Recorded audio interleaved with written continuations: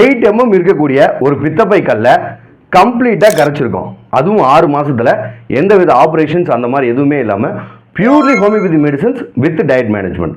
அந்த diet management என்னங்கிறதையும் இந்த treatment plan என்னங்கிறதையும் இந்த வீடியோவில் டிஸ்கிரிப்ஷனாக பார்க்கலாம். I am doctor Balaji Muthu from Radha homeo clinic. So பித்தப்பை கல் அப்படிங்கிறது நம்மளோட லிவருக்கு பின்னாடி பித்தப்பைன்னு ஒரு ஆர்கன் இருக்கும், அதில் ஃபார்ம் ஆகக்கூடிய கல். அதில் பெயின் எந்த இடத்துல வரும் அப்படின்னு பார்த்தீங்கன்னா, உங்களோட ரைட் சைடு மேல் வயிறில் பெயின் ஸ்டார்ட் ஆகி உங்களோட ஷோல்டர் பிளேட் வரைக்குமே வலி எக்ஸ்டெண்ட் ஆகிறதுக்கு நிறையா வாய்ப்புகள் இருக்குது. இதுக்கு யூஎஸ்ஜி ஸ்கேன் எடுத்து நீங்கள் கம்ப்ளீட்டாக கண்டுபிடிக்கலாம் உங்களுக்கு பித்தப்பை கல் இருக்கா இல்லையா அப்படிங்கிறது.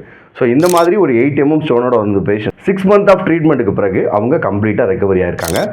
ஸோ இதுக்கு என்ன டயட்ஸ் ஃபாலோ பண்ணோம் அப்படின்னா, எஸ்பெஷலி ஒரு ட்ரிங்க் ஒன்று அவங்களுக்கு ப்ரொவைட் பண்ணியிருந்தோம். என்ன அப்படின்னா, ஓமம், கருஞ்சீரகம், வெந்தயம், இது 3 வச்சு ஒரு ட்ரிங்க். என்னென்னா, ஓமமும் கருஞ்சீரகம் வெந்தயத்தில் ஓமம் 50%ம் கருஞ்சீரகமும் வெந்தயமும் 100%. இப்போ ஒரு கருஞ்சீரகமும் வெந்தயம் 100 கிராம் எடுத்துக்கிறீங்க அப்படின்னா ஓமம் ஒரு 50 கிராம்ஸ் எடுத்துக்கணும்.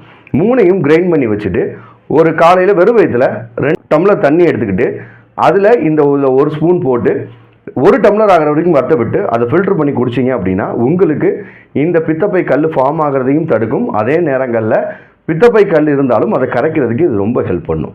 ஸோ இந்த மாதிரியான விஷயத்தையும் ஃபாலோ பண்ணி நீங்கள் பித்தப்பை கல்லேருந்து முழுமையாக வெளியில் வரலாம். தேங்க்யூ.